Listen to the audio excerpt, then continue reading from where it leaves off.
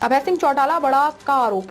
Bhupendra Singh Hooda BJP से मिले हुए हैं और हरियाणा की राजनीति में एक बार फिर हलचल मच गई है। इनेलो नेता अभय सिंह चौटाला ने पूर्व मुख्यमंत्री और कांग्रेस नेता भूपेंद्र सिंह हुड्डा पर गंभीर आरोप लगाए हैं।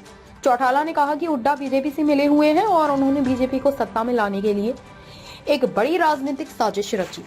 हुड्डा पर लगाए गंभीर आरोप। अभय चौटाला ने कहा, मैं पहले ही कहता था और आज भी कह रहा हूं कि भूपेंद्र हुड्डा बीजेपी से मिले हुए हैं।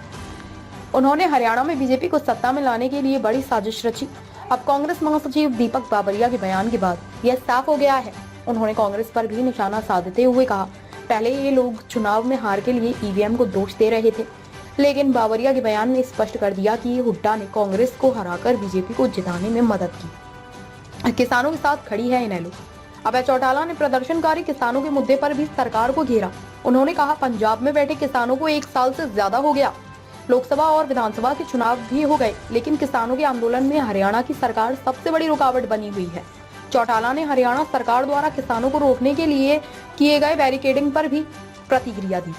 उन्होंने कहा, सरकार ने ऐसे बैरिकेड लगाए हैं कि आदमी तो दूर परिंदे भी पर नहीं मार सकता। मैंने अपनी आंखों से यह सब देखा है। किसानों को रोकने के लिए दीवारें बन गई हैं।